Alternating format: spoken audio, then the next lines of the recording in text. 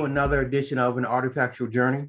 I'm your host, Philip J. Merrill, and today we're beyond excited because we're going to talk to some folks that are on the cutting edge of merging history with present day and future activities. None other than, could you identify yourselves, please? I'm Donald Jones. And?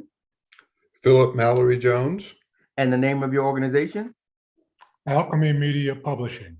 So we are with Alchemy Media Publishing, and I'm here to tell you that I am huge fans of this groundbreaking work that these two brothers are doing with regard to the Bronzeville district, yes, in Chicago. And no, we're not talking about Bronzeville in Wisconsin. We're talking about the Bronzeville in Chicago. So for people that don't know, can either one of you just give me a brief bit on what is the Bronzeville district?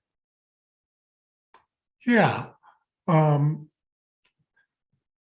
Bronzeville really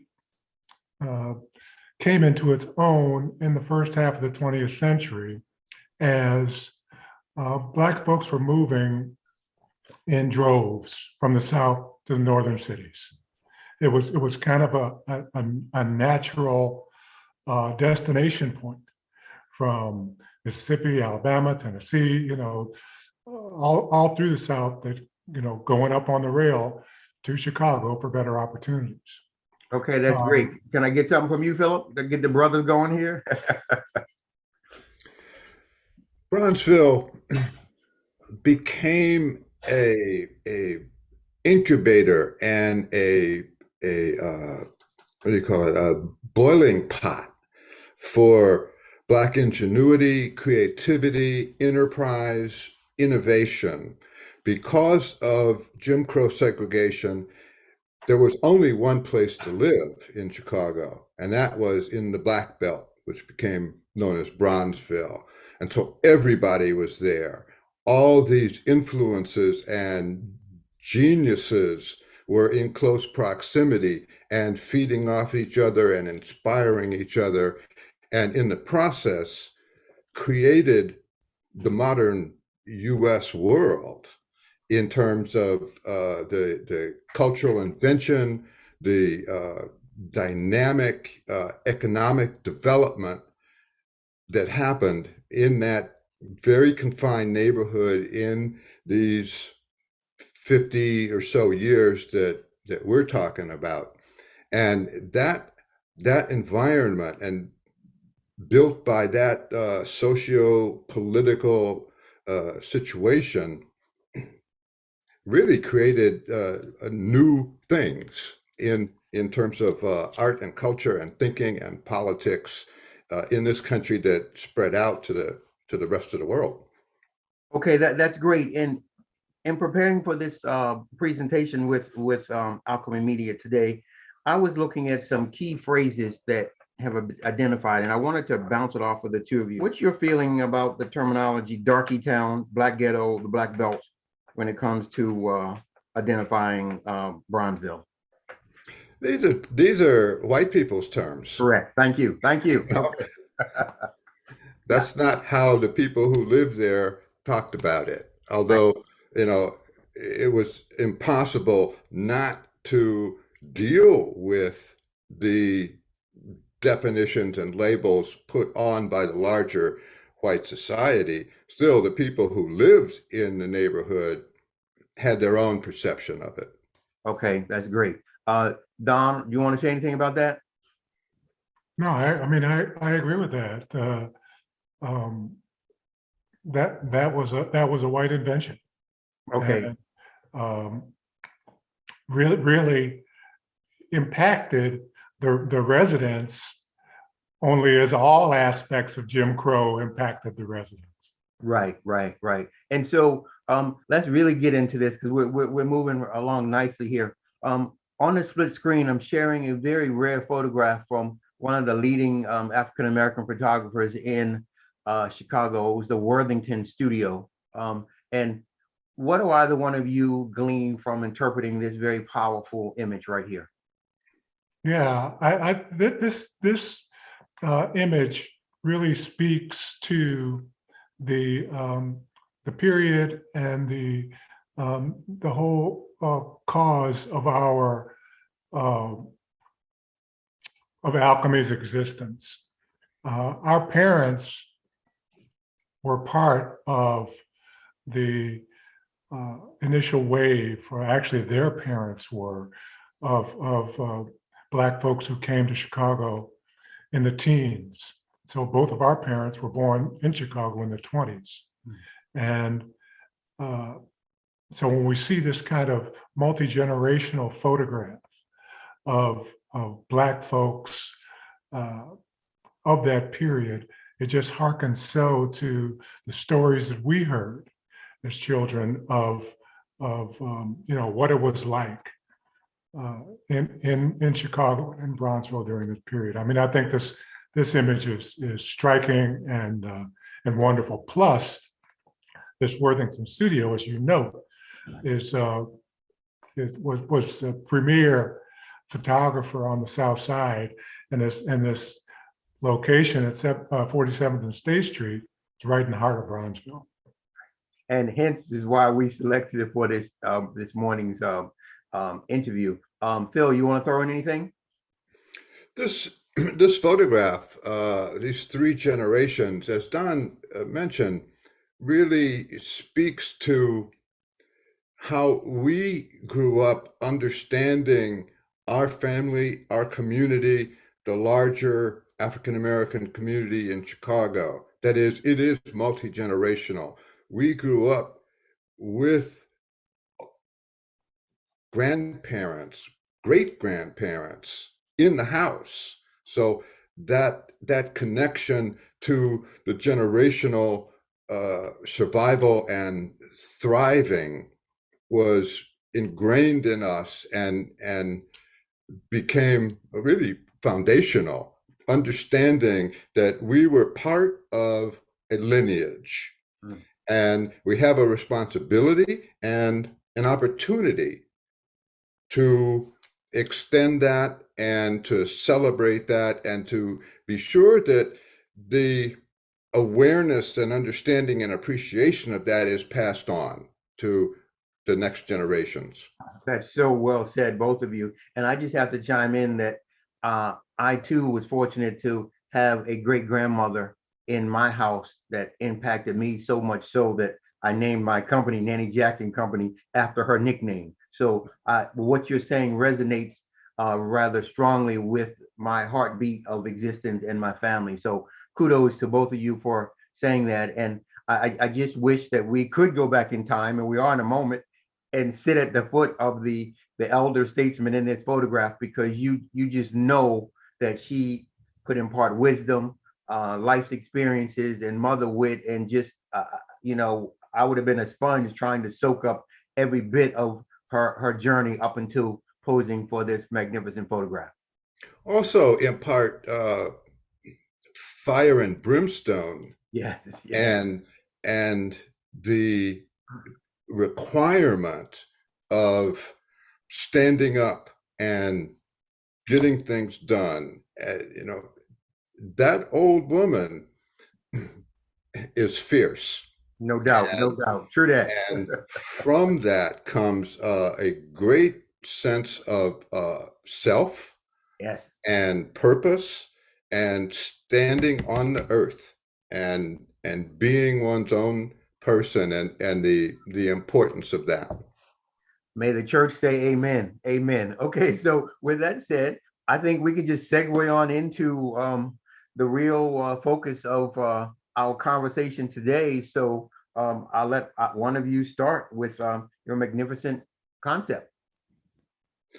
I selected several images that are fundamental to the development of Time Machine Bronzeville Between the World Wars that speak to this conversation, and particularly to this photograph. This is titled New Arrivals. Yes. And it speaks to that shock of the migrants coming from the South to what is hyped as the Mecca for Black people in the early 20th century, and finding a different world than what might have been expected. And so here we are. This just mesmerizes me on so many levels. I'm spellbound. There's so much visual candy here to digest that one doesn't know where to start. And and keep in mind that this is one frame of an animation.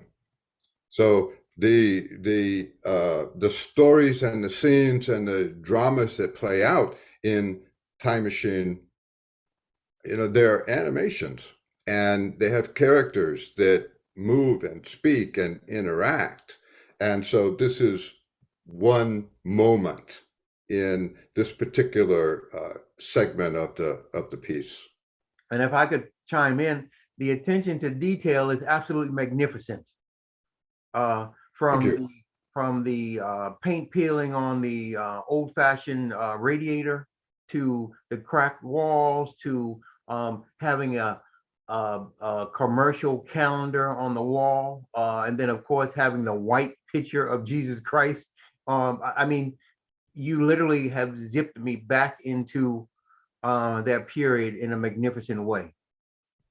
And in the realized piece, of course, there'll be sound. Yes, So you have the sound from the street, you have the sound from the interior of this tenement building. It's a noisy place. correct. Yeah. Uh, and then there's this quiet moment of this small family in this strange world. And what are they going to do?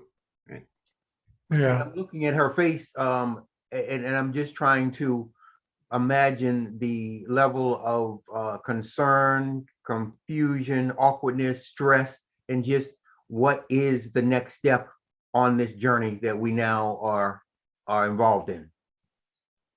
yeah, the whole idea of Time Machine, Bronzeville Between the World Wars is to introduce another way of storytelling, using technology as it exists now to be able to extend the power of storytelling.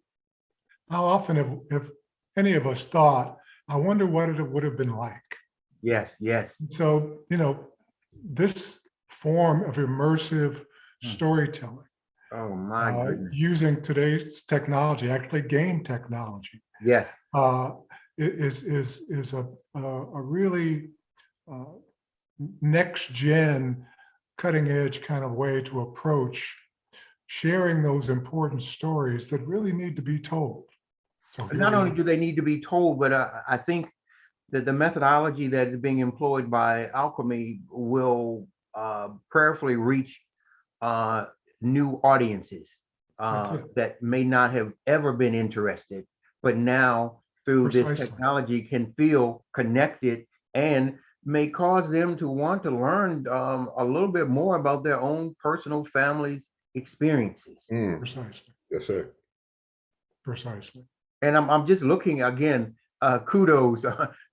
I'm looking at the attention to detail with the bricks, the bricks and mortar with the t-shirt with the gentleman on the motorcycle, and the pregnant woman, and just the gentleman with the spectator two-tone shoes on up on the steps playing the guitar. I mean, I feel as if I am right there in Bronzeville.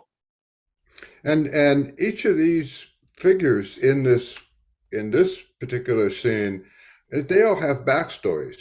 Yeah. And they this is a neighborhood, so they connect to other characters in other scenes. Yes, yes. Right? This is a neighborhood.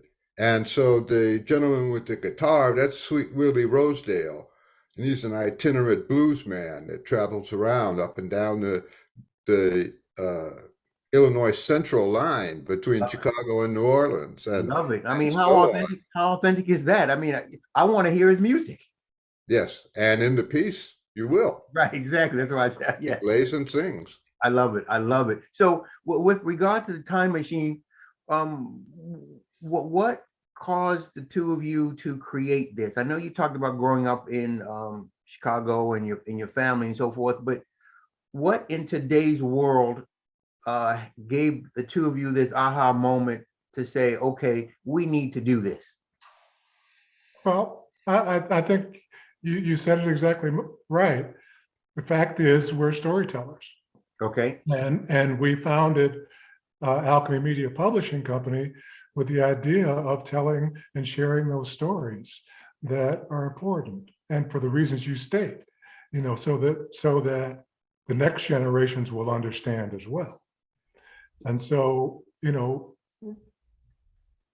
we have the good fortune of Philip and his illustrious career in media art, and we've been able to develop this kind of new way to explore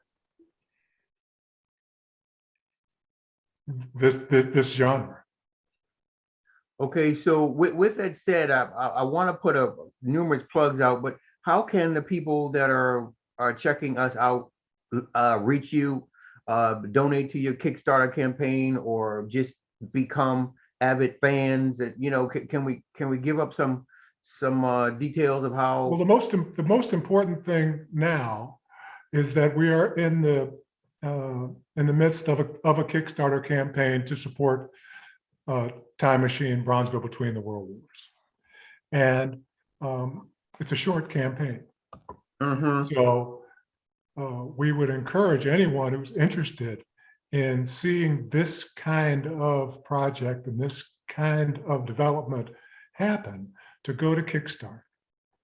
And it's easy to search for Time Machine and click on the Time Machine Bronzeville Between the World War project, and you can pledge in any amount right there on the project.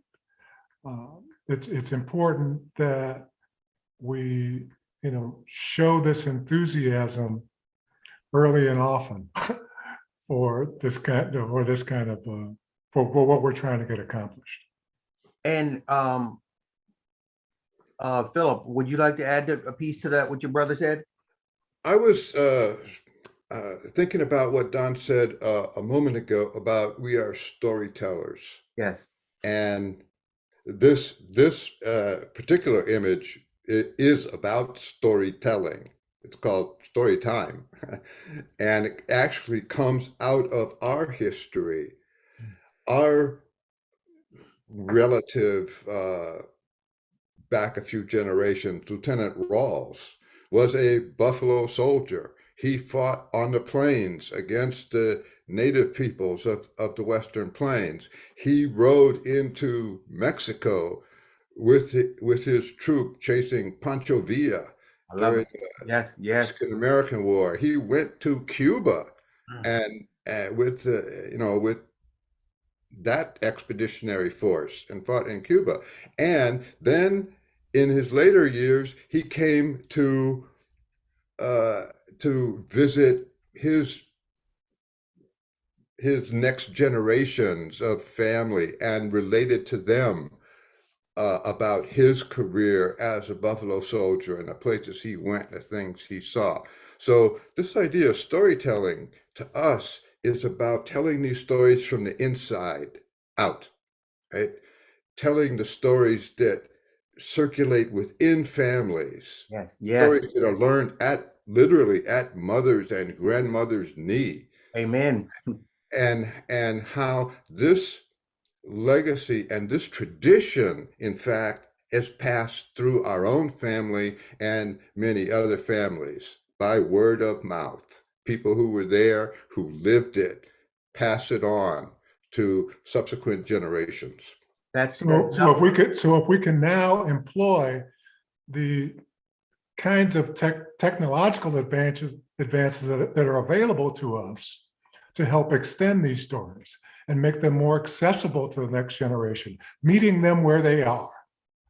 That's These critical. That's these kids, critical to meet them where they are. That's critical. Yes. yeah, I mean, these kids are on these iPads and, laptops all day long. Correct.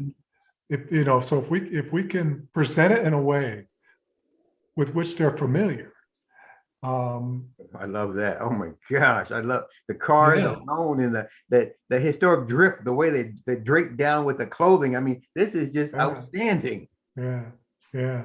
Um, Well, I- again, I can't suggest more strongly that people go to Kickstarter now. Search, it's easy enough to find Time Machine, Bronzeville Between the World Wars. And, check out the page. okay, and There's, also there's a great video there. There's several great videos there. Really tell the story of this project, the history of the project. And any support is more than welcome. can they follow you on different social media platforms? Like, are you on Twitter or Instagram or you? But we're on Facebook. Okay. Time Machine Bronzeville Between the World Wars is on Facebook. Okay. And each of us, Donald Brooks Jones, Philip Mallory Jones, are there as well. LinkedIn as well. Okay. So, we're easy to find. Well, we look forward to being a partner in helping this outstanding effort come to proper fruition. We're going to spread the word. Obviously, we're going to follow you on all your different social media platforms. And I really want to continue this conversation at a later time as things continue to progress, because I just live and breathe this kind of stuff 24/7, 365. And it's really a gift from above to meet brothers that are talented as the two of you are, that embody the spirit of what Nanny Jack and Company LLC is all about. And we want to be able to work with Time Machine to make it something that everyone across not only America but around the globe is talking about, because as you know, our history is international, and often people that don't look like us are more enamored and concerned and are interested in supporting our endeavors than we are. You're preaching to the choir here. Right, right. And I could speak for Phil, I'm sure, we look forward to coming back and talking about it again. Okay, so I do have one question for both of you. We can start off with who's older, by the way, in this sibling situation here? Okay, you are. Okay, so we'll defer to the elder. Do you have one theme, genre, or aspect of Bronzeville that you really, I know you love it all, as we all do, but is one segment of it just really hits you upside your head more than the other component?